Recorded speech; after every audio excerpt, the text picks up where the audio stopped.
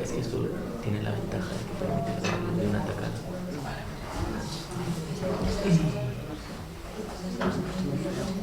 Por el maquillaje.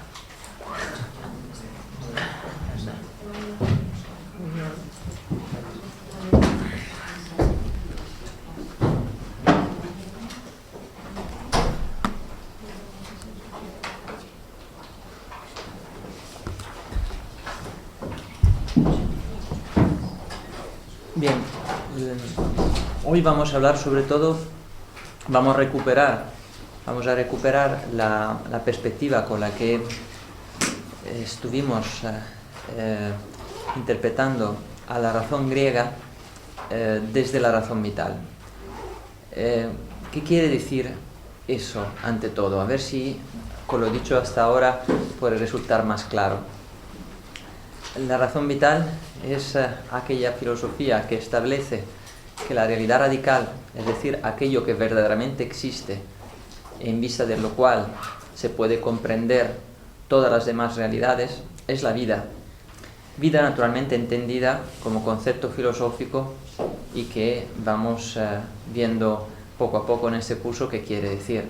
Y lo que quiere decir precisamente se manifiesta en vista de la comprensión a través de este nivel filosófico de lo que se ha hecho en el pasado filosófico.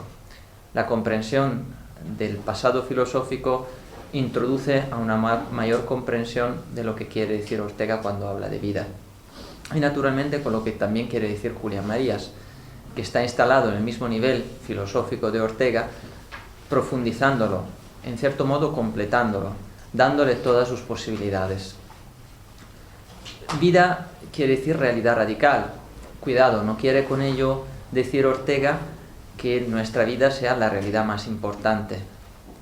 Dios, si cabe hablar de esa realidad, en la medida en que para cada uno pueda existir o no existir, es de todas formas una realidad que se da en la vida.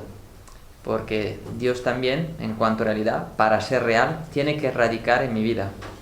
Es decir, es también una realidad radicada, dice Ortega.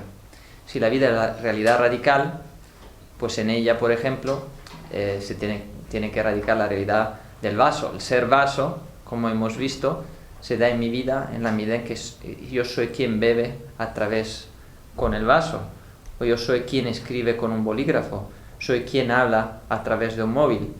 Pues también Dios será aquella realidad en quien yo confío, en quien yo pues me entrego de alguna manera, con quien hablo de alguna manera. Es decir, el conjunto de quehaceres que yo tengo con esa realidad que llamo Dios es aquello que la realiza.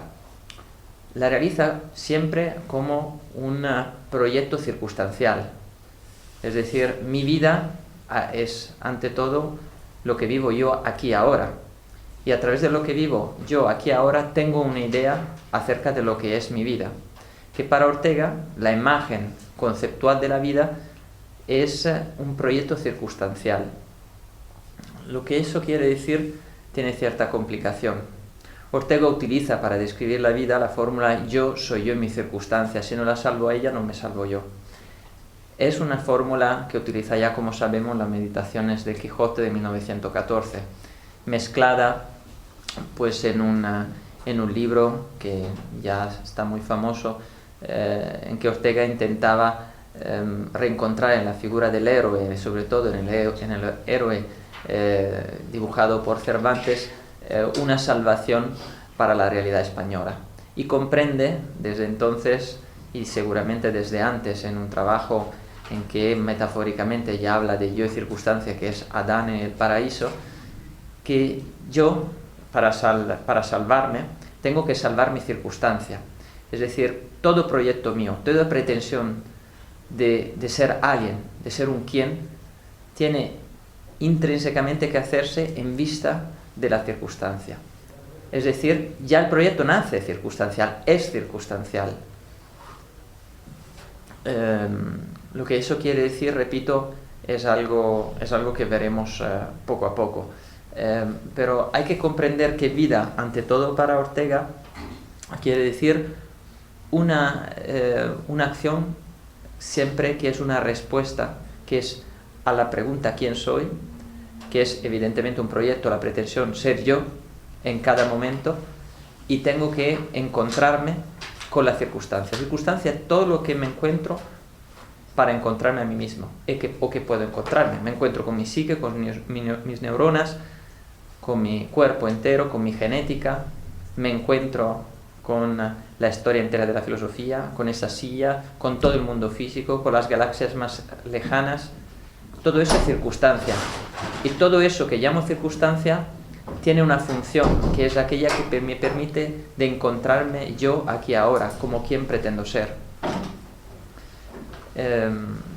Con lo cual, lo que es el mundo, incluso el mundo en el sentido de physis, como lo entendían los griegos, no es nunca en sí, sino es una función vital. Es decir, yo me encuentro en vista del mundo. Cada objeto es un conjunto de virtualidades, de potencialidades, de posibilidades de ser yo alguien en cada momento. De suerte que la función primaria del juicio en Ortega, y aquí ya digo algo que se suele omitir y no es muy fácil encontrarlo en los pocos intérpretes de Ortega buenos, pero la función primaria en el juicio en Ortega es la elección personal. Y aquí veremos cómo hoy vamos a hablar un poco más a fondo del concepto de adecuación y del concepto lógico básico que utiliza Aristóteles para su teoría del silogismo. Vamos a ver que la función vital del juicio es, ante todo, juzgarme yo a mí mismo, encontrarme. Eso implicaría, por supuesto, una reforma de la lógica.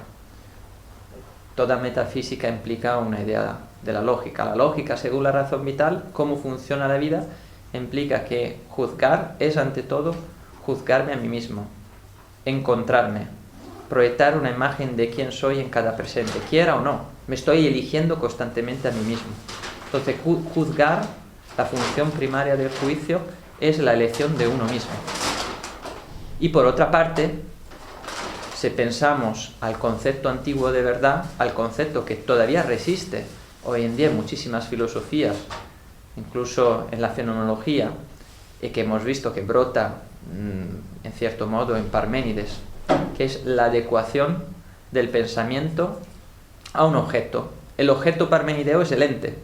Si yo voy adecuando mi pensamiento al ente, no puedo fallar, no me puedo equivocar, porque hemos visto que ente quiere decir lo existente, lo que existe. Todo existe. Entonces, ¿cómo voy a equivocarme? Ese es el juicio básico para Parménides, el básico y el único, el esencial, para que yo no me equivoque. Pues bien, se está adecuando el pensamiento a una realidad que hemos visto no es física, en el sentido de la physis, sino una realidad conceptual. Y de ahí hemos empezado a vislumbrar algunas contradicciones del pensamiento antiguo. Pero volviendo al concepto antiguo de verdad, verdad es adequatio rei ac intellectus, nos decían los medievales. Nos decía Santo Tomás, por supuesto, tan inspirado en Aristóteles. Quiere decir la adecuación del intelecto, del pensamiento, a la cosa. Cosa entendida como sustancia. Porque hemos visto también que hay en la etimología griega un término para cosa que trasciende precisamente el concepto de ente, de entidad, y se remite a una función vital, que es el concepto de cosas como pragmatas. Lo que os voy a decir ahora lo vamos a sistematizar un poco más. Y sin embargo, estoy simplemente señalando algunos puntos que ahora vamos a ver en su conjunto qué quieren decir. Pero repito, la verdad, en pocas palabras, es decir, este es un vaso, pues lo que es el juicio de mí, que es precisamente el ser de mi pensamiento, el concepto de vaso está adecuado con este objeto que es el vaso. Entonces estoy diciendo la verdad. Para los griegos la realidad es en sí, es la physis, es fuera de mí, trasciende mi pensamiento. Con lo cual el pseudos, que en griego quiere decir el error, se dará no por la consistencia o la estructura de la cosa, sino siempre por la estructura y consistencia de mi pensamiento. Vamos a ver un poco más a fondo qué quiere decir ese concepto de verdad. Ante todo tenemos que tener clara la metafísica antigua. Para Ortega, la realidad, lo que verdaderamente existe es mi vida. Y luego voy a tener una idea de mi vida, que veremos mejor en futuro, lo que quiere decir que yo soy yo en mi circunstancia. Y si no la salvo a ella, no me salvo yo. Sin embargo, para los griegos, realidad, lo que verdaderamente existe, hemos dicho, es la physis, que es una realidad ordenada, que me trasciende, que me envuelve también a mí, pero me trasciende porque va más allá de la libertad que yo tenga de elegirme. Porque tengo que adecuarme también a un orden que me trasciende y que precisamente los griegos llamaban racionalidad, el logos, que era la capacidad de adecuarme a las cosas. La expresión máxima de este tipo de racionalidad se da en el concepto de adecuación, en el concepto de juicio. El ser del pensamiento se está adecuando al ser de la cosa, que al fin y al cabo el ser de la physis. Bien, sin embargo, cosas ya no son pragmatas. No son pragmatas, viene de pragma, viene de lo útil, lo que estoy utilizando. Efectivamente, la etimología de la palabra antigua griega que se refería a cosa tenía que ver con el quehacer de la persona, de cómo yo utilizo esa realidad de que están delante de mí, que llamamos cosas. Pues son útiles, utensilios, útiles, son cosas que se utilizan, efectivamente. Quizá la traducción de pragmata más verosímil podría ser esa. Y sin embargo hablamos de cosas, de res, que en el fondo es la traducción latina al concepto de ousia, en cierto modo. Naturalmente esta sustancia, esta esencia, hay traducciones filosóficas, por supuesto. Está hypostasis en griego, que quiere decir lo que está por debajo, que también se ha traducido como cosas y luego como persona, etc. No voy a entrar en eso, pero fundamentalmente hay una sustitución desde el punto de vista filosófico del concepto espontáneo, que es pragmata para referirnos a las cosas, con el de entidades, de entes. O sea, las cosas ya se ven como entes, se ven como existentes. Es decir, se hace una abstracción de lo concreto, de la relación vital que tenemos con las cosas, a una relación racional, intelectual, que es el juicio de Parménides. Recordémoslo, que las cosas son ante todos esencialmente aquello que existe. Y el mundo entero, la physis entera, lo que podemos decir sin fallar, sin faltar a la verdad, es que existe. Bien. Pues estamos viendo que lo que nos enseña Parménides es que tenemos que adecuar nuestro pensamiento a la entidad. Eso es fundamental para comprender a Aristóteles.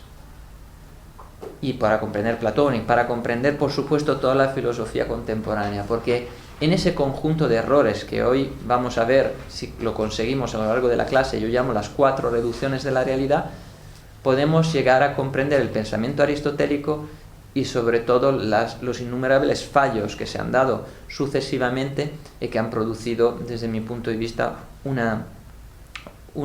retraso muy grande para la comprensión de lo que Ortega llama la realidad radical, mi vida. Pues bien, volvemos. Metafísica. ¿Qué es metafísica? Es una idea de la realidad, lo que verdaderamente existe. Para los griegos existía verdaderamente la physis. No vuelvo a repetir todo lo que hemos dicho sobre lo que significa physis, pero es trascendente, me trasciende. Trascender está más allá de mí y me envuelve también a mí en la medida en que me obliga, en la medida en que yo tengo una actividad mía propia, que es el logos, a adecuar el contenido de mi pensamiento a lo que está fuera, al orden de la physis. Entonces también, en cierto modo, me enajena, en sentido etimológico del término, mi pensamiento. Lo lleva hacia afuera, hacia lo que no soy yo, hacia la cosa, más bien a lo que soy, a la circunstancia. y además a una circunstancia interpretada como physis y sucesivamente como ente, como entidad. Bien, vamos a ver mejor las propiedades de la entidad para comprender esa physis, que ya es una interpretación de la vida, que no es que reduce la vida al concepto precisamente de physis como lo verdaderamente existente. Vamos a ver cómo a su vez la entidad reduce lo que es la physis. Hemos dicho que la entidad es expresar la esencia fundamental de la existencia. Ya sabéis que los latinos, esta vez utilizaron un sentido propio, no impropio, como decía Julián Marías cuando se habla de Latinoamérica. Siempre se preguntaba si Latinoamérica entonces era Canadá también. Ya vemos que en el concepto de Latinoamérica hay un error radical. Eso lo explica en Sobre Hispanoamérica, si a alguien le puede interesar. Pero los latinos, a ellos me refiero a Santo Tomás, a Scotto, a Occam, etcétera, pues tuvieron un debate muy intenso acerca de la diferencia entre esencia y existencia. Como sabéis, Santo Tomás decía que la existencia era distinta de la esencia. ¿Por qué decía eso? Voy a decirlo muy brevemente, sin entrar a fondo en la cuestión.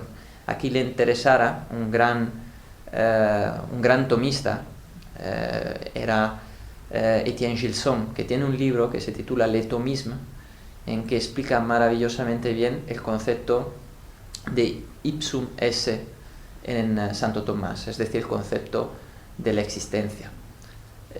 Naturalmente, cuando yo hablo de la verdadera existencia, no puede quedarse en un concepto abstracto, la verdadera existencia. Me pregunto en qué consiste esta verdadera existencia. Por ejemplo, Ortega dice vida, y luego va a dar una idea de la vida, en qué consiste la vida. Yo soy yo mi circunstancia, si no la salvo a ella, no me salvo yo. Podríamos decir que la verdadera existencia es la vida, cuya esencia es pues esta descripción de la vida, que es un poco la definición que da Ortega. Es que se mantiene como concepto de la razón vital también en Julián Marías, y sigue plenamente vigente. Profundizando en cada uno de sus conceptos, con todos los descubrimientos de Julián Marías, de la estructura empírica de la vida humana, de la persona como criatura amorosa. Pero digamos que para Parménides, lo que verdaderamente existe es el ente. Y el ente, que es uno, lo abarca absolutamente todo, porque todo existe, hace que cada cosa sea también ente, un existente. Entonces, todo es uno y al mismo tiempo múltiple. La multiplicidad es una ficción, porque todo es unidad, porque la esencia coincide perfectamente con la pura existencia. Eso también, en cierto modo, lo dice, por ejemplo, Duns Scoto, lo dicen algunos medievales. Quien no está demasiado de acuerdo con esta visión es precisamente Santo Tomás. Santo Tomás dice que hay que distinguir entre esencia y existencia, porque desde el punto de vista que para él era metafísico de la potencia del acto, sé que muchos no van a entender lo que voy a decir, pero es para poner una pequeña apéndice que puede servirnos luego. Desde el punto de vista metafísico de la potencia del acto, podemos decir que la existencia es un acto puro, que lo posee Dios, porque en su esencia le va implícita la existencia.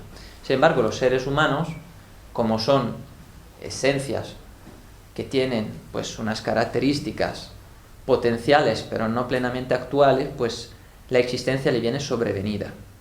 Entonces la existencia es una propiedad última que pertenece solo a Dios, que trasciende toda esencia, según Santo Tomás, que es el ipsum esse. Bueno, eso para quien le pueda interesar algo de filosofía medieval, que desgraciadamente no tendremos tiempo para pasar por ella. Pero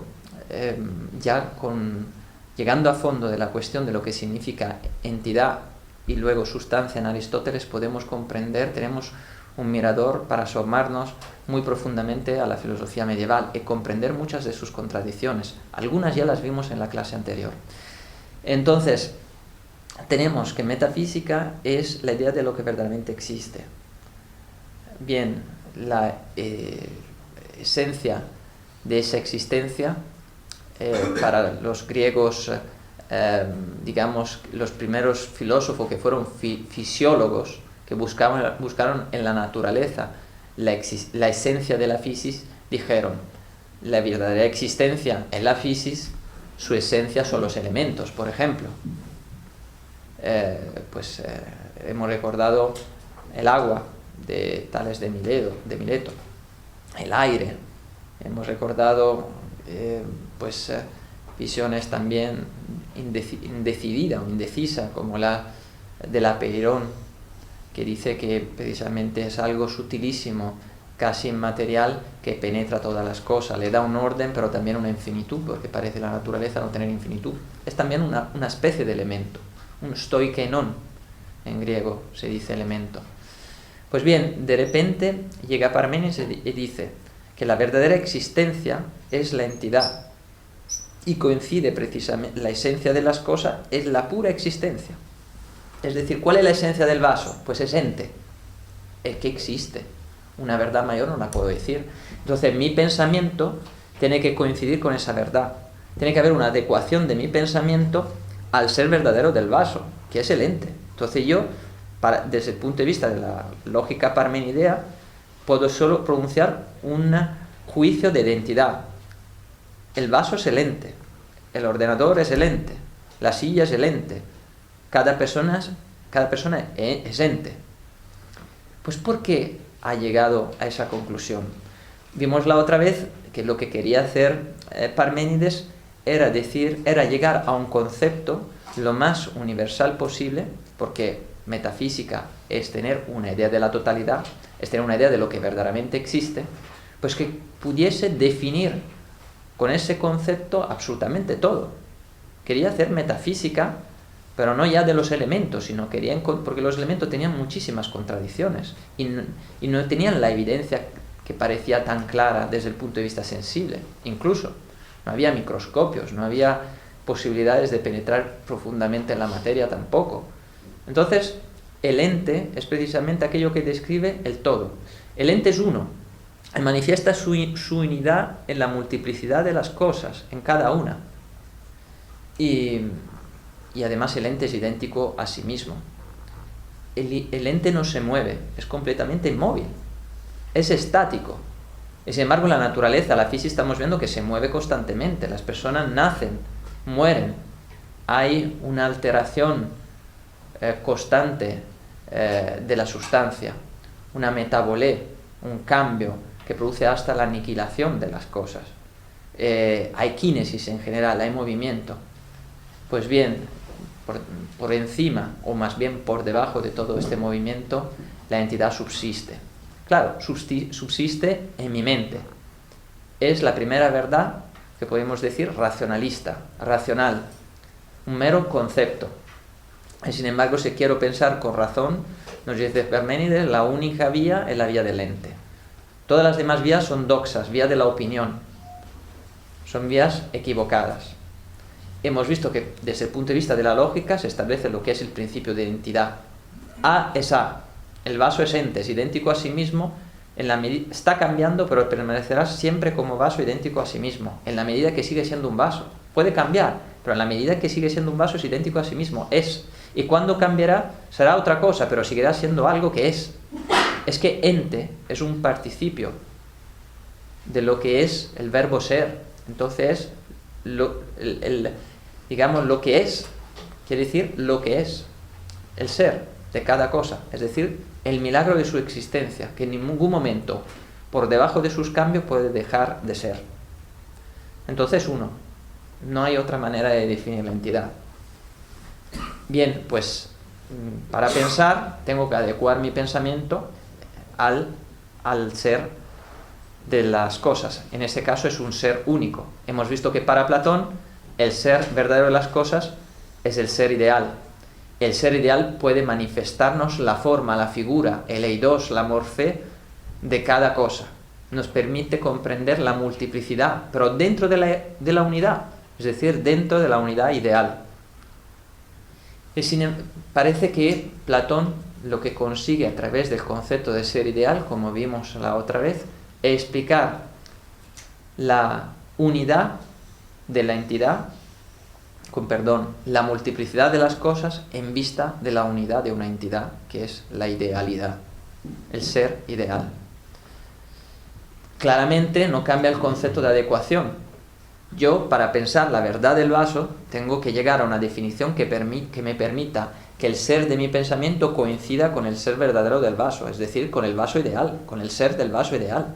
Y llego a ello mediante definiciones, porque quien nos enseña a definir es Sócrates, el maestro de Platón, que es naturalmente el gran protagonista de todos los diálogos platónicos, en que casi siempre hay un aprendiz, casi siempre hay un sofista y, en fin, un grupo de personas que debaten hasta que se llegan finalmente a una definición clara, segura de una realidad, es decir, a su idea. Aristóteles, como os dije, nos dice en su Metafísica que la importancia de Sócrates ha sido sobre todo la de enseñarnos así lo podemos traducir, el principio inductivo, es decir, la observación de muchas cosas nos produce una idea de ellas, una definición general, y precisamente el concepto general, aquello pues que se expresa a través de la definición. Pues muy bien, vemos que no varía la situación. Yo tengo que adecuarme al ser ideal, tengo que adecuarme a la entidad. Bien, hemos visto que la physis ha sido reducida,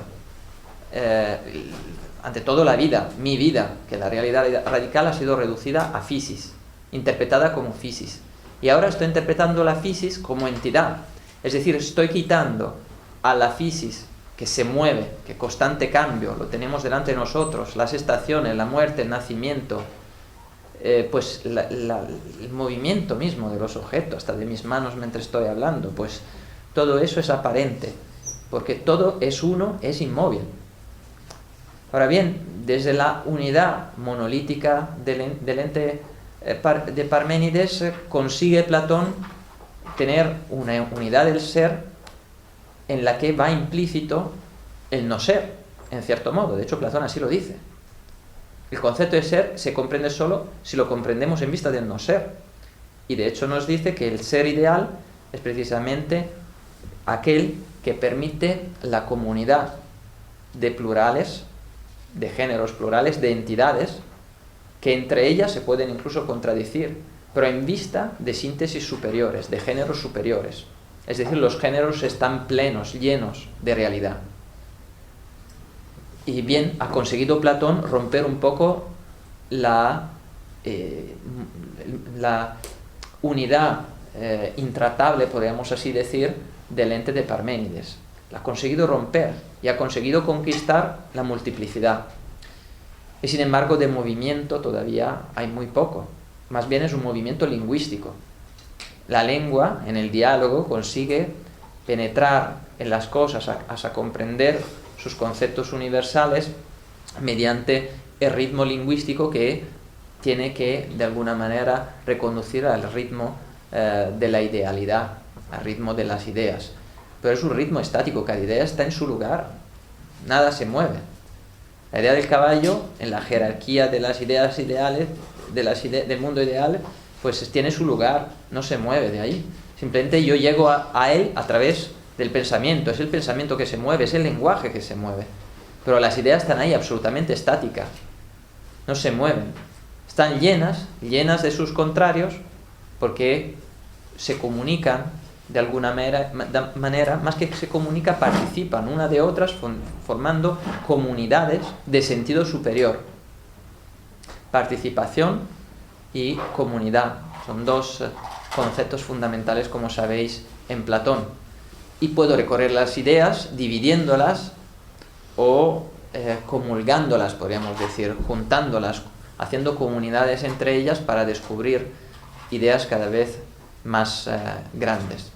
Y la cumbre, naturalmente, es el ser ideal, aquello que permite toda esa comunidad absolutamente estática, pero plural, que se reúne pues, en el nuevo concepto de ser, el ser platónico, que es el ser ideal. Pues bien, Aristóteles ahora se encuentra el concepto de ente, que es absolutamente estático, no se mueve, es abstractísimo, aplicado a las cosas, y sin embargo trasciende las cosas concretas porque no se le puede aplicar. Platón no ve que el ser absolutamente perfecto del vaso se puede aplicar razonablemente a los vasos de este mundo y dice de alguna manera que hay otro mundo en que precisamente se puede tener un conocimiento puro, perfecto. Y es el hiperuranos, el mundo ideal, el mundo supraceleste, y donde efectivamente cada entidad muestra su perfección. Pues ahora bien, ¿qué pretende hacer Aristóteles viendo este panorama? Lo que pretende hacer, y yo creo que lo más lógico, es conquistar el mundo concreto, el mundo que vemos, que tocamos, el mundo de la sensibilidad, el mundo de la temporalidad, el mundo del movimiento, el mundo aquí y ahora, como diría Ortega. Quiere conquistar mi vida aquí y ahora. Y sin embargo, ¿cómo va a conquistar mi vida aquí y ahora con el concepto de entidad, que encima remite a la physis? Sí, ampliado de alguna manera por Platón. Repito, Aristóteles ha estado 20 años en la Academia Platónica y yo le he enseñado a ver el mundo a través del prisma de los géneros, de alguna manera de las especies. Sin embargo, ahora pretende que Aristóteles, que haya una adecuación del pensamiento a las cosas concretas, no al ente, sino a las cosas concretas. Claro, sin embargo, ¿cómo interpretar las cosas? ¿Qué recurso tiene Aristóteles para interpretar la realidad? ¿Qué es realidad? Pues otra vez cae en el error. Es inevitable. Habla del ser de las cosas. El ser es la realidad. Sin embargo, el concepto de ser, en el concepto de ser está adherido, le adhiere, le vaya implícita la creencia de la entidad. Es decir, el ser es uno, absolutamente universal, y que, como ha comprendido a través de Platón, tiene formas. Formas en griego quiere decir eidos, forma. Tiene forma. Es verdad que esas formas se ha equivocado Platón, porque no están las formas perfectas en el mundo supraceleste. Aristóteles dice que esas son palabrería, vanas metáforas, no son ideas seguras. Lo que él ve es que hay realidades concretas. Entonces tendrá que buscar la forma concreta de cada realidad, la morfé, la forma concreta de cada realidad. Bien, pues, ¿qué se le ocurre a Aristóteles con ese concepto de forma, que al fin y al cabo el concepto de entidad que busca aplicarse a cada cosa? Pues dice que lo único que permite comprender la realidad entera en vista del concepto del ser, es decir, del ente, es la sustancia. Vamos a ver qué quiere decir sustancia. Es decir, Aristóteles quiere adecuar su pensamiento a eso que llama sustancia.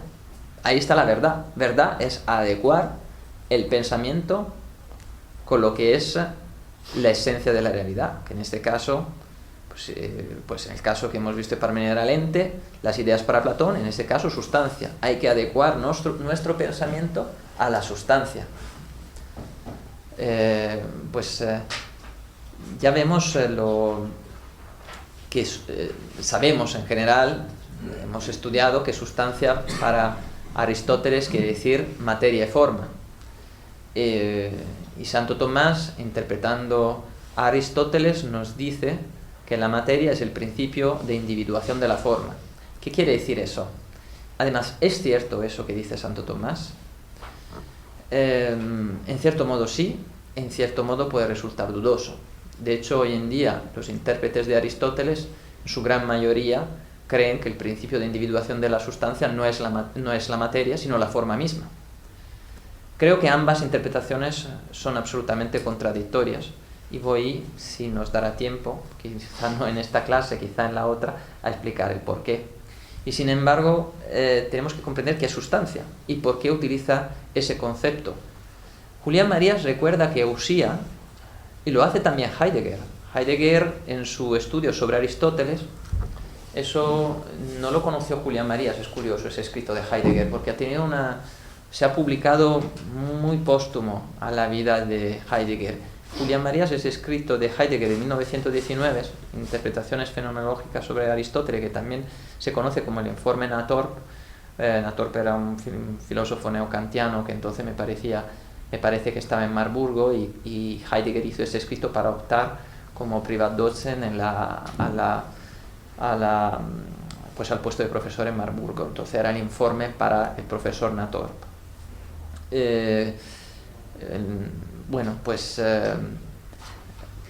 Ousia, dice Heidegger y dice también Julián Marías, quiere decir ante todo sustancia, patrimonio, riqueza.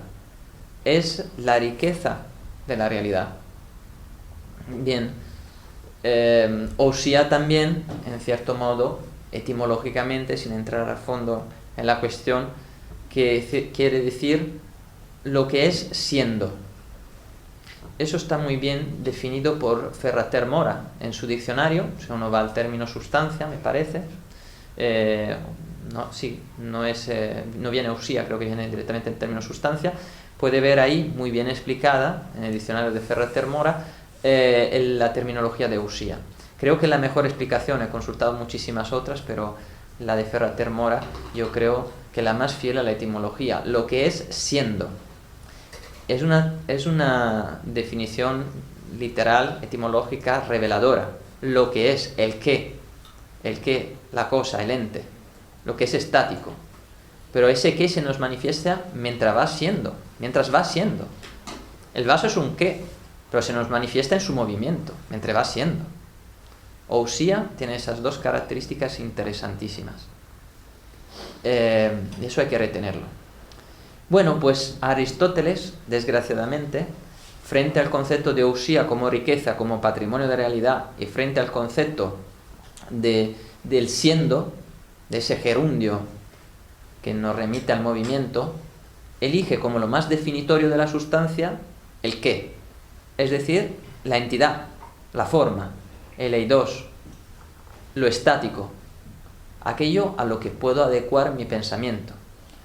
Es decir, la forma de la sustancia. Vamos a hacer un ejemplo concreto. Pues claramente la mesa tiene una forma, que son 4 patas que sostienen una tabla que se apoya sobre ella, a una cierta altura que me permite por lo menos estar sentado, apoyar los codos. Es una definición como otra, pero podemos decir que es la definición de mesa. ¿Estoy definiendo la forma o la materia? ¿He hablado de materia? ¿He hablado de qué está hecha la mesa? Pues no. La mesa puede estar hecha de madera, de cristal, de aluminio, de hierro, de muchísimos elementos materiales. Y sin embargo, yo para definirla no he necesitado prácticamente hablar de ningún concepto de materia. He necesitado simplemente hablar de su forma. ¿Está haciendo algo distinto hasta este momento Aristóteles de Platón? Desde este punto de vista, hay muchas cosas que son muy distintas, profundamente distintas, pero hasta ahora no demasiado. Hasta ahora parece que está diciendo que las ideas de Platón hay que bajarla, introducirla dentro de la materia y simplemente describir sus formas, con una lógica mucho más rica, la lógica de los predicables, que también, no sé si me da tiempo a hablar de ellos, pero solo para apuntar a lo que son los predicables, hay un fuerte rechazo de Aristóteles a la forma lógica con la que su maestro Platón estaba dividiendo géneros y especies, que era una forma dicotómica. Hice el ejemplo del pescador en la otra clase y mostré cómo simplemente, por ejemplo, distinguía artes adquisitivas y dividía el género arte, lo dividía en arte adquisitiva, por ejemplo, por dinero o por caza. Entonces dividía el género arte con esas dos sucesivas distinción, especies, dividida por la propiedad que tenían de ser un objeto o cazado, es decir, cogido por la pura capacidad del hombre de conquistarlo, o simplemente conquistado mediante un trueque o mediante un pago, adquisitiva o por caza. Pues estas dos especies son a su vez géneros de otras divisiones, de otra diaéresis, como dice Platón, de otra división que permite poco a poco descender y llegar a las especies más ínfimas. Pues bien, esa distinción para Aristóteles no era rigurosa, porque hay que distinguir los géneros por sus diferencias específicas. Por ejemplo, del género hombre, yo tengo que decir aquella propiedad que lo puede distinguir esencialmente de las demás especies, hijas también de aquel género. Y aquí tengo que decir que es la racionalidad, la esencia, la especie que distingue el género animal de la especie hombre.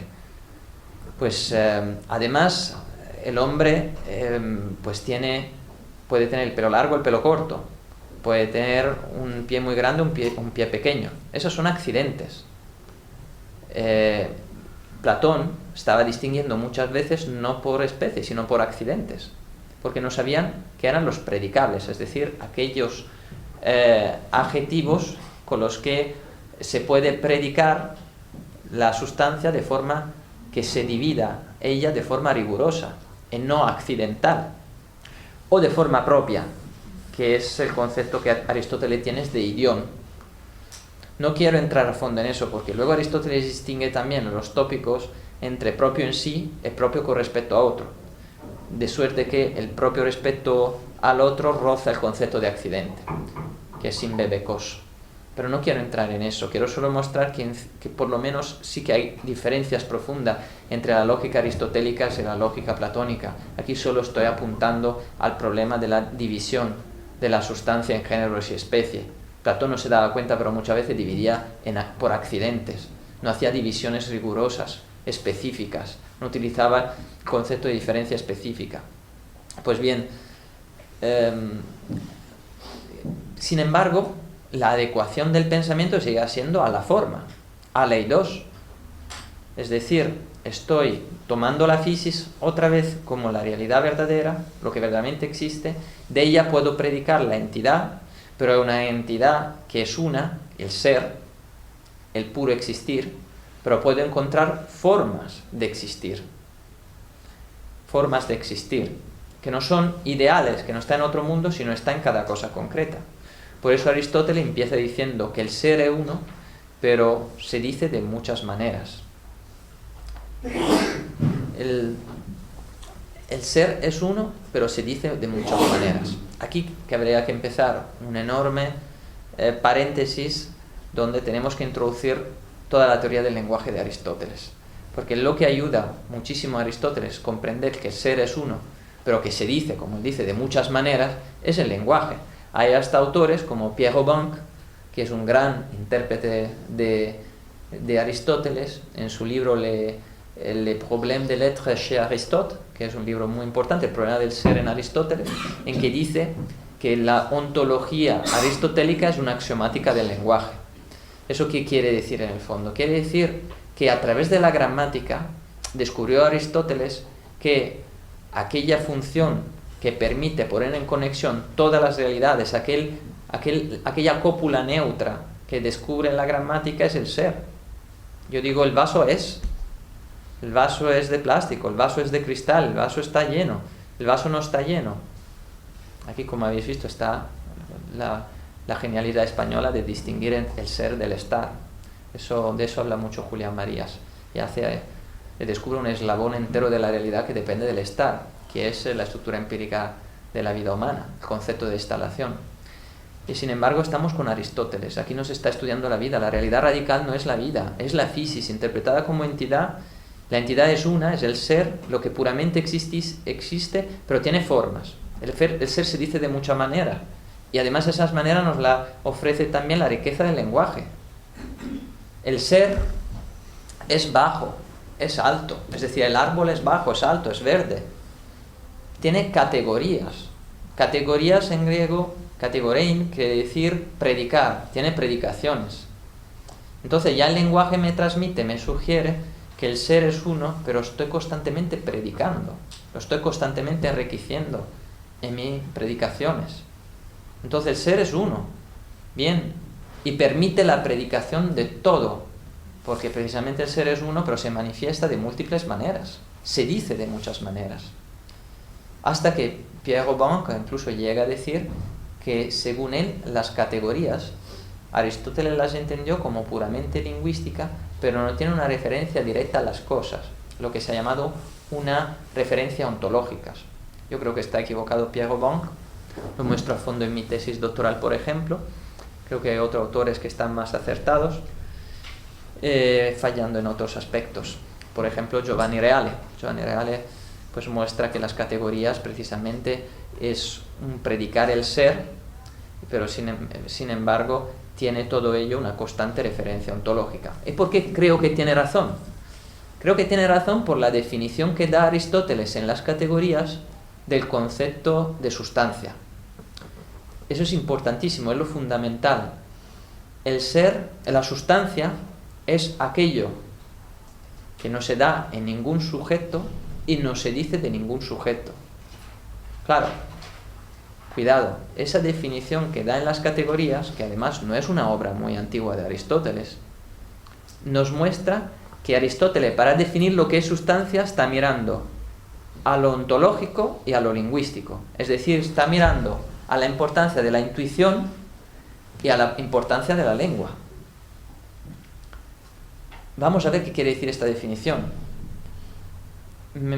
Vamos a ver ante todo qué quiere decir sustancia más a fondo. Repito, para que no nos perdamos, porque estoy seguro que muchas argumentaciones que voy dando, y no hace falta que comprendáis cada vez que me lanzo a mostrar con alguna pincelada características de la filosofía aristotélica. Lo que no hay que perder de vista es el problema metafísico. Lo que verdaderamente existe en la fisis, de la fisis predicamos el ente, es decir, predicar quiere decir, decimos lo que verdaderamente es la fisis, es, Parménides dice que es ente, ton, y Platón nos dice que el ser verdadero pues se va manifestando en la multiplicidad, entonces el ser es uno, pero a la vez en el ser va un no ser, precisamente que es la multiplicidad. Entonces el ser es sobre todo forma que se va manifestando en muchas formas. Eso permite enriquecer la metafísica, por lo menos, no es solo hablar del ser, sino hablar de los seres, todos que tienen el mismo ser, que es el ser ideal, que da ese orden perfecto que permite el conocimiento, porque produce realmente un cosmos, un orden, esa organización ideal. Y ahora vamos a Aristóteles, que tiene el problema del movimiento, de la kínesis. Las cosas se mueven, y además no están en un mundo supraceleste. Esas dos evidencias muestran a Aristóteles que el camino platónico no está del todo acertado. Sin embargo, ¿qué conserva de Platón? Conserva el hecho de que el ser, sin duda, es uno. Y además dice Aristóteles, yo intenté mostrarlo de alguna manera en la otra clase, que el ser es lo más universal que hay, porque no es un género, porque no está lleno de nada. Es tan universal que no se le puede añadir absolutamente nada. Esa es una interpretación muy tomista, además, que se ha rechazado. Pierre Bon, por ejemplo, la rechaza. Dice que eso es un añadido tomista que se ha hecho a Aristóteles. No estoy del todo de acuerdo también con Pierre Bon aquí, pero eso sería difícil mostrarlo en este curso. Pero es verdad que Aristóteles lo que está haciendo, lo vimos un poquito la otra vez, para mantener la unidad del ser, tiene que vaciar los géneros, porque no quiere añadir nada al ser. Entonces los géneros tienen que estar de alguna manera vacíos. Eso es lo que quiere decir, he intentado explicarlo la otra vez, pero entiendo que sea complicado entenderlo. Y sin embargo, hoy yo creo, entrando a fondo en el concepto de sustancia, se nos revelará al final lo que se quiere decir con ello. Bueno, pues Aristóteles dice, ahora yo voy a buscar el ser concreto, la entidad concreta. Pues esa es una contradicción en término, una contradicción en términis, desde mi punto de vista. La entidad concreta, estamos hablando de dos conceptos completamente incompatibles, porque la entidad es abstracta, la entidad es estable, la entidad rechaza el movimiento, es idéntica a sí misma. La forma del vaso siempre será la forma del vaso. Entonces, la entidad concreta implica añadirle a la entidad toda una serie de propiedades que la entidad rechaza. Por eso el concepto de sustancia explota. Y Aristóteles está obligado a decir que hay una sustancia primera y una sustancia segunda. ¿Y por qué explota? Porque antes os he dicho que la sustancia es forma y materia. O sea, no es forma más materia, sino es forma material. Es la forma que se da en la materia. La forma siempre se da vinculada a la materia siempre se da con una forma. Es imposible imaginar una materia sin forma. Incluso cuando hablo de materia amorfa, es porque la estoy comparando con otras formas. Entonces también en su amorfismo, en su falta de forma, pues es porque no le reconocemos una forma, pero en el fondo pues tiene que tenerla para que nosotros no se la reconozcamos. Eso estoy seguro que si hay algún arquitecto aquí me entiende más profundamente. Una materia amorfa es imposible de pensar. Eso según Aristóteles. Entonces una materia siempre tiene forma, y una forma siempre tiene materia. Ahora bien, es fácil reconocer que una forma de una mesa es la forma de la mesa que antes he descrito. Pues la materia será materia es la sustancia, porque Aristóteles dice que sustancia es materia, sustancia es forma. Y también otra cosa que es el concepto que tenemos de la sustancia. Eso complica las cosas, lo vemos luego. Hay 3 conceptos fundamentales de sustancia. Si pensamos en Dios también como sustancia perfecta y pura energía, tendríamos otro. Pero en fin, vamos a tenernos a lo más práctico, lo más fácil. Todo es sustancia. O sea, el ser se manifiesta siempre en sustancia. No podemos pensar algo si no pensamos una sustancia. Pensar es siempre pensar algo. Otra manifestación de la intencionalidad, David, del pensamiento aristotélico, de cómo utiliza el concepto moderno contemporáneo, más bien de intencionalidad. Pensar, siempre pensar una sustancia. Yo pienso una mesa, pienso una silla, pienso una mano, pienso una cara, pienso una persona. Todo eso es sustancia. Todas tienen una forma y una materia. De hecho, cuando Aristóteles se pone a escribir el Peripsique, el tratado sobre el alma, sobre psique, alma, nos muestra en qué consiste la sustancia humana. Él dice que el cuerpo es la materia y el alma es la forma. De eso os hablará muchísimo Nieves, que os va a dar una clase sobre precisamente la ética aristotélica y tratará seguramente sobre el problema del alma en Aristóteles. Entonces, bien, tenemos que pensar, es pensar el ser, pero el ser se nos va manifestando de muchas maneras. El ser alto, el ser bajo, muchas explicaciones, pero todas están relacionadas con un único significado, un único sentido, que es el ser sustancia. Lo alto tiene que ser alto de algo, lo bajo tiene que ser bajo de algo, lo oscuro tiene que ser oscuro de algo, lo caliente tiene que ser caliente de algo. Es, para los entendidos en fenomenología o en brentano, pues yo me presento siempre algo. Presentarse, todo acto es un acto de presentación, yo presento algo. Lo que llama Husserl acto ponentes. Umstellungsakte los llama Husserl. Actos ponentes, siempre pensar o hacer cualquier cosa en la vida, siempre pensar algo, hacer algo, poner algo. Pues eso que se pone ante todo es el ser, en la mera existencia.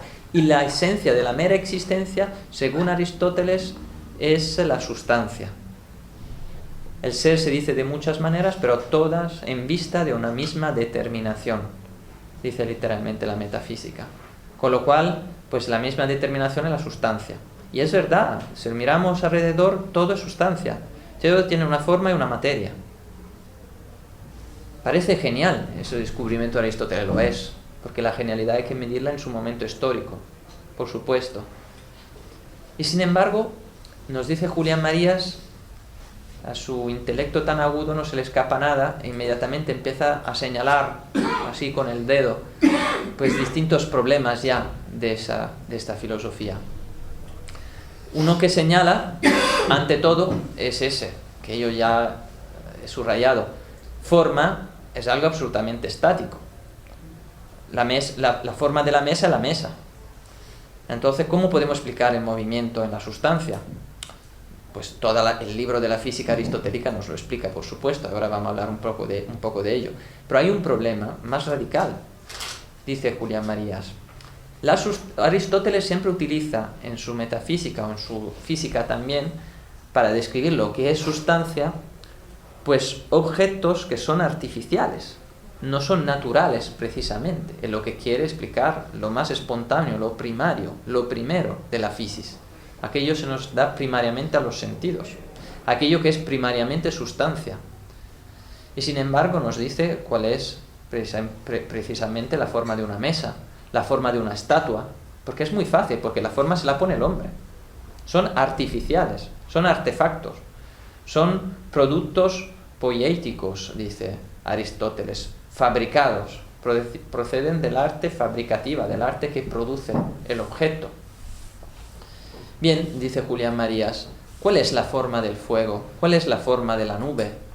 Sobre todo para un pensamiento que desconocía todavía la física moderna, la matemática o los cuantos.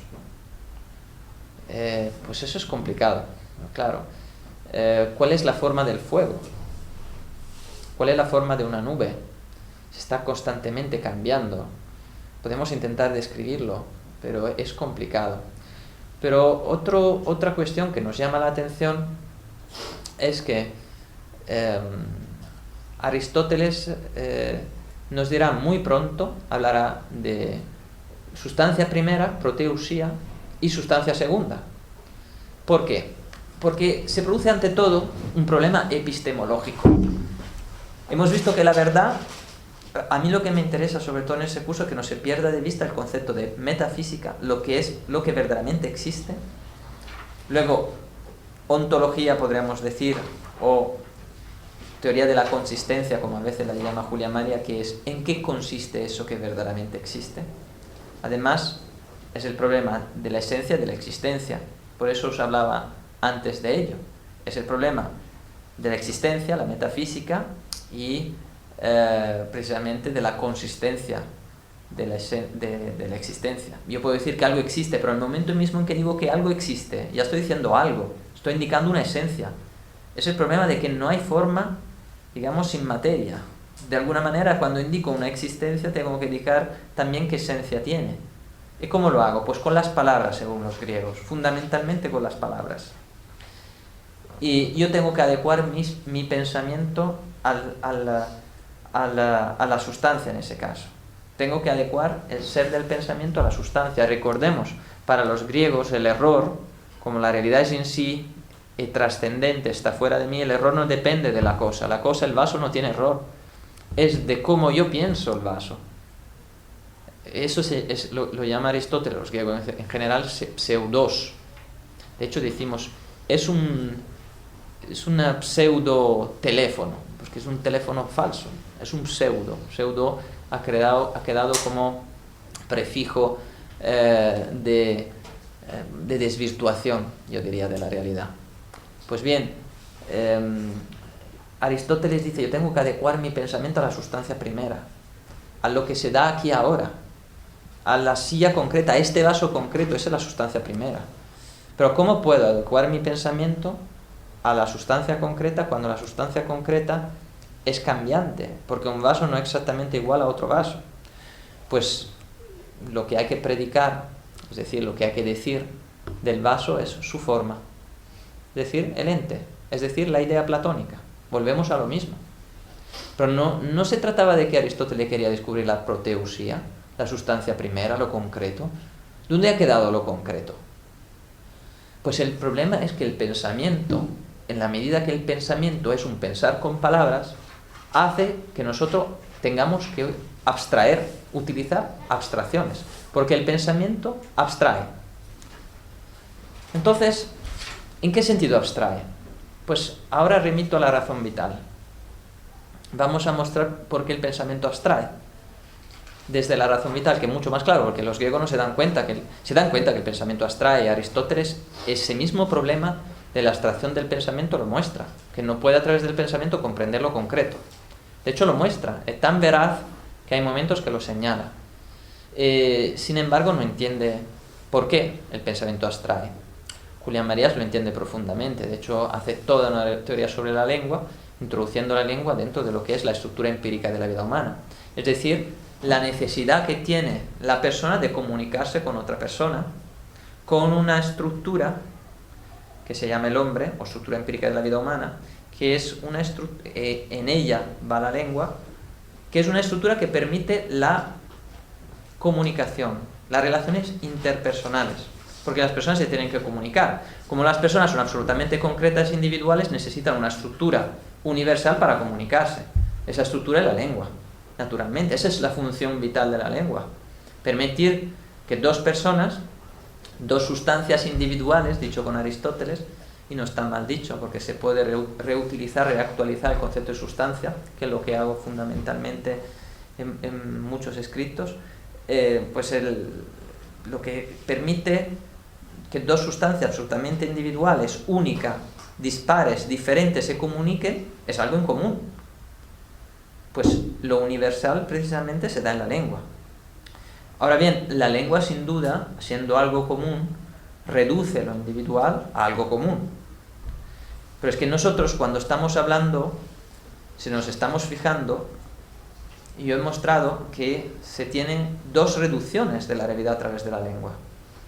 Una es la reducción que yo aplico a mí mismo, porque mientras estoy hablando, pensando, en la medida en que pienso con palabras, estoy reduciendo mi vida concreta, aquí ahora, a términos que no son concretos, sino abstractos, que son los términos de la lengua.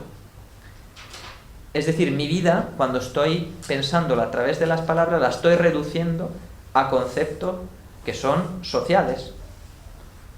La estructura de la lengua es una estructura social, interindividual. No es lo mismo interindividual que social, pero es para que me comprendáis. Es una estructura universal, que está más allá de lo individual. Entonces estoy reduciendo, estoy obligado mi vida concreta a meterla dentro de los moldes de conceptos que son universales. Y además, cuando estoy comunicando eso que me pasa a mí, a través de que lo he pensado a través de palabras a otra vida, no solo estoy reduciendo mi vida con conceptos que son universales, sino que estoy transmitiendo con conceptos universales mi vida concreta a otra vida concreta, que luego tendrá que interpretar esos conceptos universales a través de su vida, lo cual se produce en la comunicación una doble reducción de la realidad. Es decir, yo muchas veces me doy cuenta, esa es una evidencia, que yo no sé lo que me pasa, y pienso y no tengo palabras para explicarlo, o curiosamente sé lo que me pasa, pero no tengo palabras para expresarlo, una experiencia mística, o un amor insondable, o el fondo insobornable de mi vida, aquel fondo insobornable del que hablaba Ortega. Pues, ¿cómo lo comunico? A través de las palabras es difícil. De ahí la importancia del refinamiento lingüístico y mi odio profundo hacia la palabrota hoy en día, ¿no? Como precisamente envilecimiento de la vida. Entonces, el lenguaje sirve para comunicarme, para transmitir lo que me pasa al prójimo. La verdad sola deja de serlo. Pero bien, cuando yo me pienso con palabra, estoy reduciendo mi vida a conceptos abstractos y a la vez estoy vertiendo mi vida a través de estos moldes conceptuales rígidos de la lengua en la vida de otra persona. Entonces la vida de la otra persona interpreta las palabras desde su vida, no desde la mía, porque la mía no tiene acceso a la mía solo a través de las palabras. Entonces se produce una doble reducción en el momento lingüístico de lo que es mi vida. Mi vida la reduzco a las palabras y a la vez la comunico, de suerte que desde otra vida se comprendan esas palabras. Eso, que parece horrible, desde mi punto de vista es lo más enriquecedor de la vida, porque precisamente estamos viendo el vaso, en lugar de verlo medio vacío, tendríamos que verlo medio lleno, porque precisamente en la medida en que yo intento expresar con palabras, puedo comunicar algo de mi vida al prójimo, y el prójimo precisamente está interpretando mis palabras de una manera única, irreductible, está, dependiendo del prójimo, enriqueciéndola o empobreciéndola, es decir, enriqueciéndome a mí o empobreciéndome. Y en la medida en que yo estoy muy habitado por la otra persona, pues la otra persona entenderá el sentido profundo de mis palabras, porque sabe mi vida y sabe el contenido concreto de mis palabras. Aquí se nos está mostrando de un sentido profundo solo una dimensión, aunque pequeña, pero importante, de la lógica de amor, que es la lógica de la razón vital. Precisamente yo soy en mi circunstancia significa comprenderme a mí mismo a través del prójimo. El lenguaje, como descubre Julián Marías, es una herramienta, una estructura universal para la comprensión individual. Todo explica en el fondo de esa filosofía de la razón vital por qué Julián Marías llega a una concepción de la persona como criatura amorosa, precisamente. No por azar. Detrás de un concepto, en filósofos de esta inmensa talla, hay un mundo de pensamiento. tan profundo que desgraciadamente hoy pues no se comprende. Si bien el acceso es sumamente claro, pero la profundidad sí es inmensa. Entonces, volviendo a Aristóteles no sabe por qué las palabras abstraen. Y además no está interpretando la vida, está interpretando la physis. Además, a través del concepto de forma, de la entidad. Y busca que las cosas pues se paren de alguna manera para describirla, para que el ser del intelecto coincida de alguna manera con el ser de las cosas. Pero además hay otra cuestión, es que yo no pienso solo con palabras. Es evidente que en mi vida, como dice Julián Marías en Antropología Metafísica, yo estoy pensando también con colores, con imágenes, pero a veces ni siquiera estoy pensando, y eso es una innovación enorme para la psicología cognitiva que no ha sido mínimamente tomada en consideración, yo estoy pensando simplemente viendo. Yo cuando veo el vaso, y eso es un misterio hoy en día para las ciencias cognitivas y para toda la filosofía analítica, estampo de sello anglosajón con la que estamos invadidos junto a la filosofía alemana, y que nos explica un hecho radical, que cuando yo veo un vaso, para comprender qué es vaso, no tengo que decir la palabra vaso, porque no entiende que viendo el vaso me veo a mí mismo como quien bebe, como el conjunto de virtualidades, de potencialidades que hay para ser yo alguien concreto. Claro, la realidad ya la interpreto, pero la interpreto desde mi vida, porque yo tengo que ser alguien en cada momento, me tengo que elegir. Entonces, en vista del vaso ya tengo que saber quién soy, saber a qué atenerme. Pues eso tiene un significado muy profundo. Y sin embargo resulta un misterio hoy en día para la filosofía pre-orteguiana, así la defino, el hecho de que cuando veo un vaso no tengo que conceptuarlo, porque la conceptuación es más profunda, es vital, es la lógica de la vida, y yo tengo que ser alguien en vista de mi circunstancia, tengo que proyectarme, entonces veo ya proyectos, posibilidades mías. Nos dice Julián María en la introducción a la filosofía, y yo veo posibilidades, es decir, facilidades o dificultades para mis proyectos, eso es lo que veo. Pues bien, volviendo a Aristóteles, él cree que pensamos solo con palabras. Estamos haciendo una hermenéutica constante de una razón vital de Aristóteles. Sin embargo, yo pienso solo con palabras para Aristóteles. Entonces yo me he atrevido a definir la razón griega como un decir con palabras el ser, o quizá mejor el ente, de las cosas que encontramos en el alma. Esa es la visión aristotélica. O sea, Aristóteles lo que está haciendo es decir con palabras el ser, que sería el ser de la physis, que me lo encuentro en mi alma bajo la forma del ente, de la forma. Pues esas son todas las reducciones que yo creo que va teniendo el pensamiento griego hasta el concepto de entidad. Pues con Aristóteles son tres fundamentalmente. Creer que en mi vida es la physis, primera creencia. Segunda, creer que la physis es ente, es ser, y por eso cada objeto es ente, lo cual quita por completo movimiento, concreción a la physis, le quita prácticamente todo, porque lo único que queda es el milagro de la existencia misma de cada objeto. Y sucesivamente lo que hago es que creo que ese ser de la physis que se manifiesta en la entidad lo puedo predicar con palabras. Es decir, que la palabra, el concepto, es la única forma con la que yo puedo predicar las cosas. Es decir, conocer mi vida. Eso también es un error. Hay tres reducciones de mi vida. Mi vida está reducida a eso. Es curioso. No se dan cuenta, naturalmente, los griegos de ello. Y finalmente, ¿qué hace Aristóteles? Pues hace lo más difícil, lo más duro, y hace el error más grande. Decir que quiere buscar la entidad de las cosas concretas, que es la mayor contradicción que se pueda dar, porque entidad es abstracto, forma es abstracto. Él quiere meter a toda costa esa forma abstracta, inmóvil, estable, inmutable, inmóvil, pues la quiere meter dentro de la materia. Y además quiere que el pensamiento de alguna forma se adecue a eso que estoy pensando, tan concreto, tan único, tan irreductible. Todo ello es imposible. De ahí se produce toda la cuestión del problema de los universales en todo el medioevo. Esa es la razón. Se descubre desde la razón vital, por supuesto. porque si no se comprende qué significa, cuáles son todas las creencias que están por debajo del ser, del ente y de la sustancia, no se comprende por qué el concepto de verdad como adecuación a la entidad, que repito, es el mismo que se da en la intuición fenomenológica que cree que hay objetos ideales. Es otra vez una abstracción de lo real, creyendo que se dan objetos y que tienen idealidad, y que así yo lo puedo describir mediante las palabras. Desgraciadamente, la fenomenología es algo más complejo que eso, por supuesto, y la veremos, porque tendremos alguna clase dedicada a Brentano, pero sobre todo a la fenomenología alemana, inspirada en Husserl.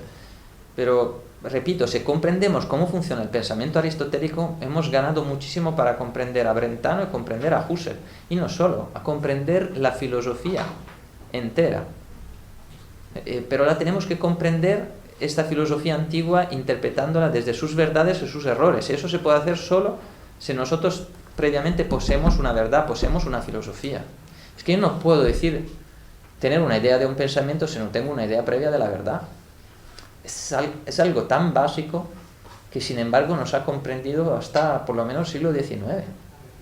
Hasta que Wilhelm Dilthey, filósofo alemán, nos señaló que existe algo que se llama conciencia histórica.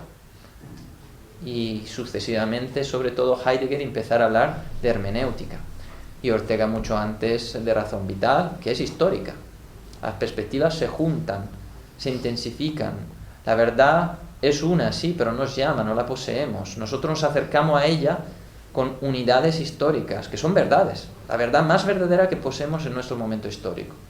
Por eso nuestra absoluta vocación es la de estar en la verdad en el momento histórico en el que estamos. Pues bien, vamos a volver a las tres reducciones de la realidad, a la que se añade otra, la de Aristóteles.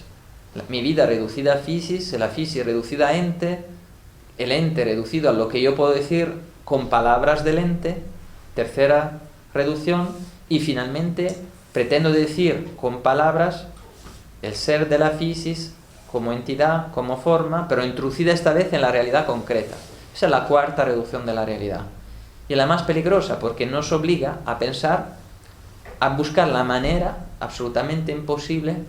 El círculo cuadrado nos obliga a pensar Aristóteles, que es el buscar la forma de la realidad es concreta, de la sustancia concreta.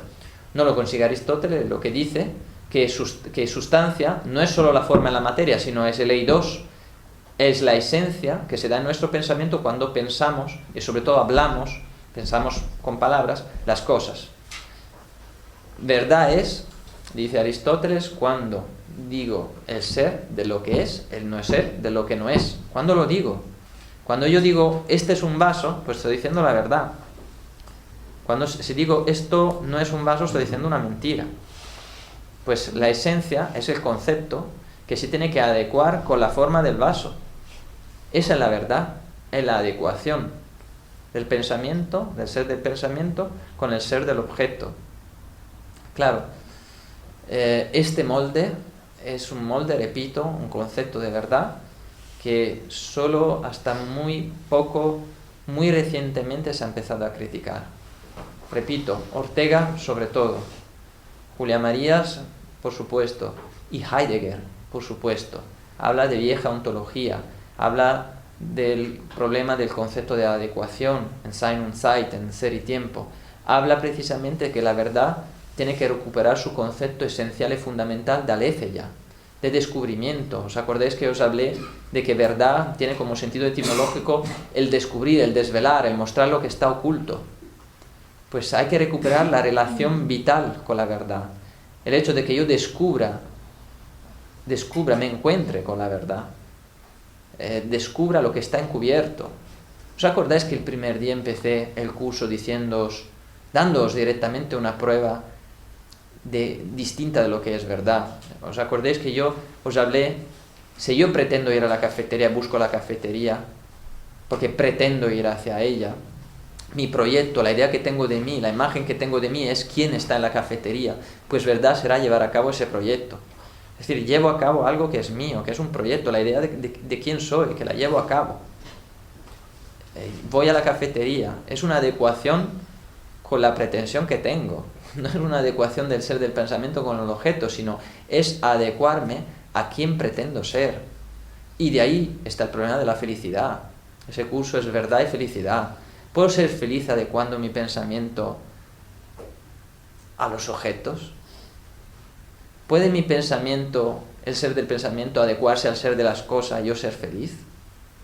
¿No será que la felicidad nos está mostrando constantemente que es insuficiente ese concepto de verdad? Pues por eso tenía el curso este título, verdad y felicidad, porque nos está mostrando que probablemente, desde mi punto de vista seguramente, el concepto de verdad clásico de la filosofía no nos puede hacer felices en la medida en que pretendamos vivir desde él. ¿Puede un fenomenólogo ser feliz adecuando su pensamiento a objetos ideales y hacer de la descripción el método para vivir? No, desde luego, desde mi punto de vista no se puede. De hecho, el fenomenólogo cuando cierra el despacho y se mete dentro a hacer filosofía, pero cuando sale y va con su mujer, sus hijos, creo que no está describiéndolos, sino pretendiendo hacer algo con ellos, ser alguien, habitándolos, amándolos en la medida en que puede, es decir, haciendo algo que es la razón vital, no está haciendo fenomenología cuando está viviendo. Entonces el problema es que la descripción no es suficiente, hay que interpretar y comprender en qué consiste la vida. Bien, eso sí, desde un punto de vista filosófico, Ortega llega al concepto de razón vital y dice que la vida es la realidad radical donde radica cualquier objeto porque lo justifica metafísicamente. Bien, pues nos hemos encontrado con una cuestión muy importante en relación al concepto de sustancia, que voy simplemente a anticipar y a acabar la clase, por supuesto, porque la veremos, creo, en la próxima clase. Digo que creo porque no recuerdo cuándo serán las clases de Nieves, porque después de Semana Santa, entonces no nos dará tiempo a hablar de ello. Muy bien. Pues el problema de la sustancia, el problema del principio de individuación. Ahora bien, si yo entiendo que la realidad verdadera es la sustancia, que ya hemos visto el proceso intelectual interpretativo de reducciones de la realidad que es mi vida, mediante el cual hemos llegado al concepto de sustancia y el concepto de verdad como adecuación del pensamiento a la sustancia, a su forma. Pues ahora estamos viendo que Aristóteles tiene el problema con su concepto epistemológico, que es adecuar el pensamiento al ser, a la entidad de la sustancia concreta, pues inmediatamente tiene que abandonar la sustancia concreta, decir que hay sustancia segunda, que es la forma de la mesa, por ejemplo, no la mesa concreta. Yo como mucho puedo adecuar mi pensamiento a la forma y puedo perder de vista la materia. El conocimiento puede perder de vista la materia. ¿Pero estamos seguros de ello? Pues claro, Santo Tomás no daba tanta importancia a la materia. Y de hecho, nuestra visión colectiva, incluso como cristianos, es que cuando morimos perdemos el cuerpo y ganamos el alma. Perdemos la materia, que no sirve para nada, y ganamos el alma.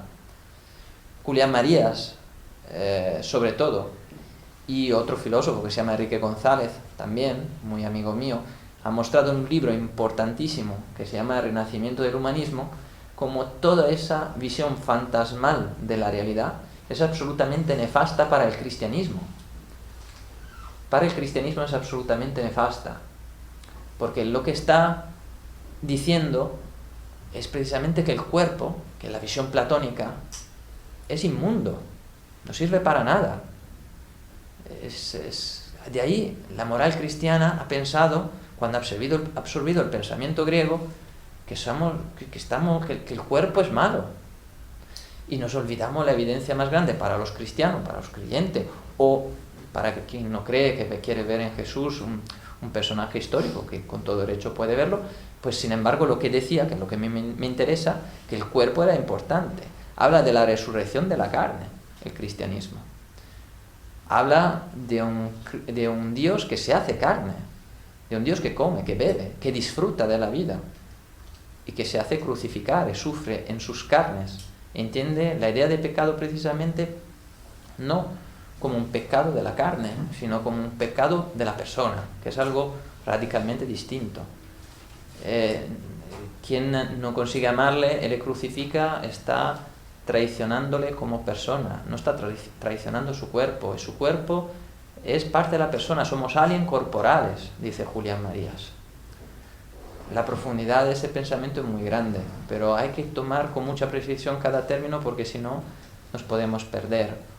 Y por supuesto la moral cristiana tiene una adherencia platónica y aristotélica muy profunda, pero no tenemos que echar la culpa al pobre Santo Tomás, sino quizá a los tomistas, que hoy en día siguen perdurando con esta filosofía que no permite comprender la profundidad del cristianismo porque no comprende el concepto de persona.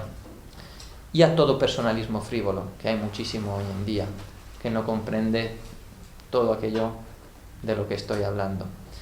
Entonces, porque hay movimiento hoy en día, como hay asociaciones hasta de personalismo, pero que no están haciendo precisamente filosofía, metafísica, hermenéutica, justificar por qué la persona es la realización programática de la vida humana, sino toman unas categorías de lo que significa persona sin interpretarla, sin hacerse responsable con ella en vista de toda la historia del pensamiento, y dicen que hay personalismo. Esa es una frivolidad. Julián Marías, los ismos le gustaban muy pocos, aquellos que se referían a personas auténticas, desde la cual como mucho se podía crear un ismo, pero siempre como una función auténtica de lo que fue la vida de esa persona, como el cristianismo, por ejemplo.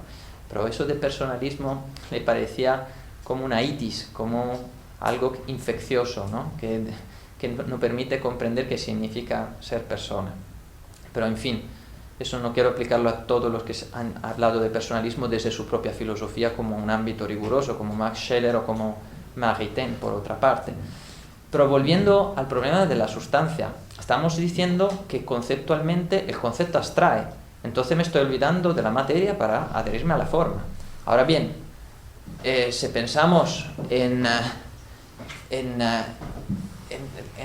entonces en la materia, estamos diciendo que el principio de individuación, como dice Santo Tomás, de la sustancia es la materia. La forma pues es la misma, la forma de mesa es igual a la forma de la silla, y sin embargo lo que está individuando esta mesa concreta o esta silla concreta con respecto a todas las demás, y que siempre se dará de alguna manera una cantidad de materia distinta en el espacio y en el tiempo, materia asignata, dice Santo Tomás.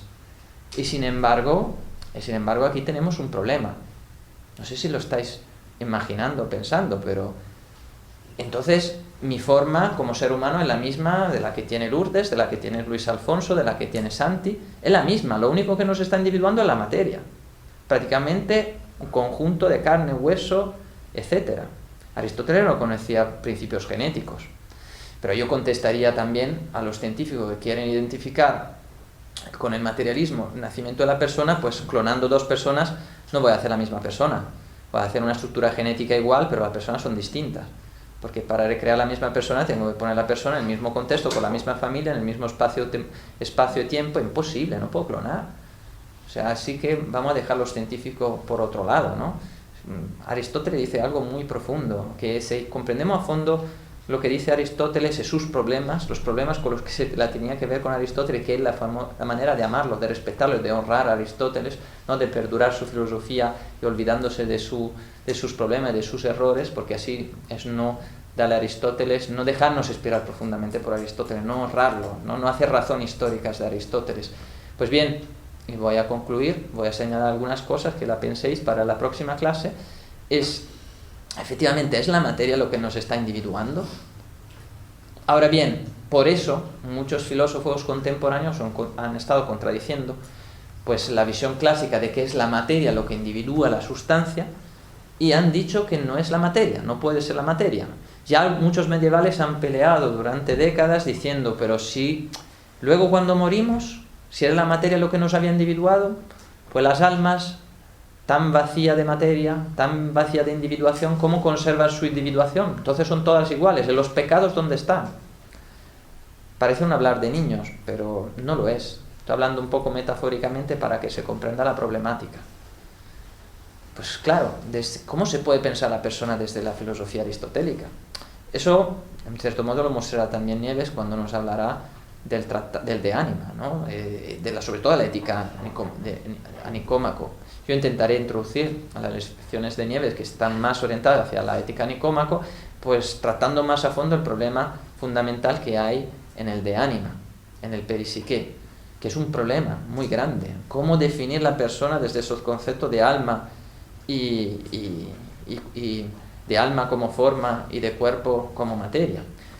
Ya veremos, pero no hay solución, por supuesto, pero hay unas indicaciones absolutamente geniales que hace Aristóteles, que habla de lo esencial dentro del alma es el movimiento, que es energía, lo cual contradice toda su filosofía, que dice que lo esencial es la sustancia, la forma, y de repente nos dice que no, que la forma, que es el alma de la sustancia humana, consiste en movimiento. Ahí va, pues no nos habíamos fijado de ello. Sin embargo, si nos lo dice, que hay un movimiento, hablará de movimiento intrínseco, sobre todo que se manifiesta en el logos, en la razón. Y sin embargo, ese movimiento ya veremos que vuelve a topar con el problema de que lo que piensa el movimiento teórico son otra vez pues formas, no se sale de ahí. Y Dios es pensamiento de pensamiento y no tiene materia. Y volveremos siempre a la metafísica de Aristóteles. Sin embargo, ¿qué dice Giovanni Reale? Me parece, él dice, pues él que por lo menos a nivel de pensamiento interpretativo de Aristóteles, a nivel contemporáneo, a nivel del siglo XX, nos dice que la forma es absolutamente individual. Pues no dice precisamente, es imposible que sea la materia lo que individúa la sustancia. Primero, porque el conocimiento sería imposible. No dice eso Giovanni Reale, eso lo sugiero yo, sinceramente, eso lo sugiere el mismo Aristóteles, pero no he encontrado en su obra ese pensamiento. Pero fundamentalmente la materia, Aristóteles dice a materia a veces amorfa. Dice que hay una materia que trasciende la forma y que se da en sí como amorfa, pero al mismo tiempo nos dice que la materia amorfa es impensable, imposible, nunca se da. Porque la materia sin forma es impensable, efectivamente. Yo siempre que pienso en la materia tengo que darle una forma. Entonces, hay un problema ahí de cómo informar la materia y cuál es esa forma que informa la materia. Pues dice simplemente Giovanni Reale, pues así como hablo de él para hablar de un conjunto luego de filósofos que hoy en día reconocen en la forma ya individual como el principio de individuación de la sustancia. Nos dice, bueno, pues la materia, y efectivamente muestran unos pasos muy precisos en la obra de Aristóteles, la materia es sobre todo potencialidad, es potencia.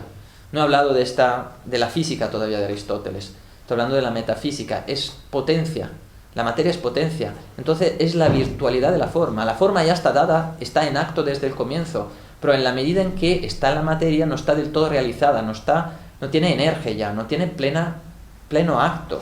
Entonces la materia garantiza lo que es el movimiento, porque permite a la materia llegar a últimas cuentas consigo mismo, es decir, ponerse definitivamente en acto.